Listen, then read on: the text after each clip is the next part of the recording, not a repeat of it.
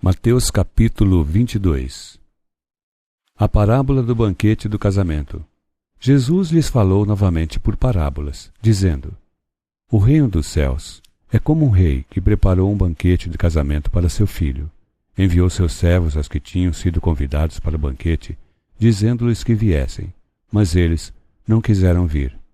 De novo, enviou outros servos e disse: Digam aos que foram convidados que preparei meu banquete.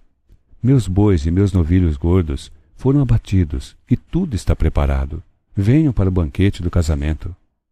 Mas eles não lhes deram atenção e saíram. De novo enviou outros servos e disse: Digam aos que foram convidados que preparei meu banquete. Meus bois e meus novilhos gordos foram abatidos e tudo está preparado. Venham para o banquete do casamento. Mas eles não lhe deram atenção e saíram, um para o seu campo, outro para os seus negócios. Os restantes, agarrando os servos, maltrataram-os e os mataram. O rei ficou irado e, enviando o seu exército, destruiu aqueles assassinos e queimou a cidade deles.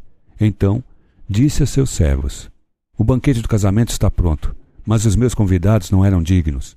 Vão às esquinas e convidem para o banquete todos os que vocês encontrarem.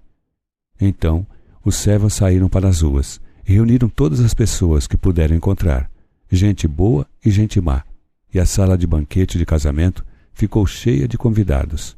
Mas quando o rei entrou para ver os convidados, notou ali um homem que não estava usando veste nupcial, e lhe perguntou: Amigo, como você entrou aqui sem veste nupcial? O homem emudeceu.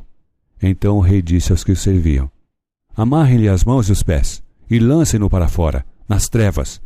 Ali haverá choro e ranger de dentes, pois muitos são chamados, mas poucos são escolhidos. O pagamento de imposto a César. Então os fariseus saíram e começaram a planejar um meio de enredá-lo em suas próprias palavras. Enviaram-lhe seus discípulos, junto com os herodianos, que lhe disseram: Mestre, sabemos que és íntegro e que ensinas o caminho de Deus conforme a verdade. Tu não te deixas influenciar por ninguém, porque não te prendes à aparência dos homens. Dize-nos, pois, qual é tua opinião? É certo pagar imposto a César ou não? Mas Jesus, percebendo a má intenção deles, perguntou: Hipócritas, por que vocês estão me pondo à prova? Mostrem-me a moeda usada para pagar o imposto. Eles lhes mostraram 1 denário, e ele lhes perguntou: De quem é esta imagem e esta inscrição? De César, responderam eles. E ele lhes disse: Então, deem a César o que é de César, e a Deus o que é de Deus. Ao ouvirem isto, eles ficaram admirados, e deixando-o, retiraram-se. A realidade da ressurreição. Naquele mesmo dia, os saduceus, que dizem que não há ressurreição, aproximaram-se dele com a seguinte questão: Mestre, Moisés disse que se um homem morrer sem deixar filhos, seu irmão deverá casar-se com a viúva e dar-lhe descendência.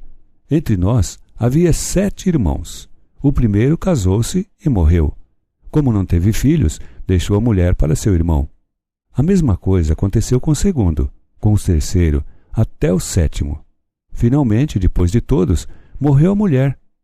Pois bem, na ressurreição, de qual dos 7 ela será esposa, visto que todos foram casados com ela? Jesus respondeu: Vocês estão enganados, porque não conhecem as Escrituras, nem o poder de Deus. Na ressurreição, as pessoas não se casam, nem são dadas em casamento, mas são como os anjos no céu. E quanto à ressurreição dos mortos, vocês não leram que Deus lhes disse: Eu sou o Deus de Abraão, o Deus de Isaque e o Deus de Jacó? Ele não é Deus de mortos, mas de vivos. Ouvindo isso, a multidão ficou admirada com o seu ensino. O maior mandamento. Ao ouvirem dizer que Jesus havia deixado os saduceus sem resposta, os fariseus se reuniram. Um deles, perito na lei, pôs à prova com esta pergunta: Mestre, qual é o maior mandamento da lei? Respondeu Jesus: Ame o Senhor, o seu Deus, de todo o seu coração, de toda a sua alma e de todo o seu entendimento. Este é o primeiro e maior mandamento. E o segundo é semelhante a ele: ame o seu próximo como a si mesmo. destes 2 mandamentos dependem toda a lei e os profetas. O Cristo é Senhor de Davi. Estando os fariseus reunidos, Jesus lhes perguntou: O que vocês pensam a respeito de Cristo? De quem ele é filho? É filho de Davi? Responderam eles. Ele lhes disse: Então, como é que Davi, falando pelo Espírito, o chama Senhor? Pois ele afirma: O Senhor disse ao meu Senhor: Senta-te à minha direita, até que eu ponha os teus inimigos debaixo dos teus pés. Se, pois, Davi o chama Senhor, como pode ser ele seu filho? Ninguém conseguia responder-lhe uma palavra.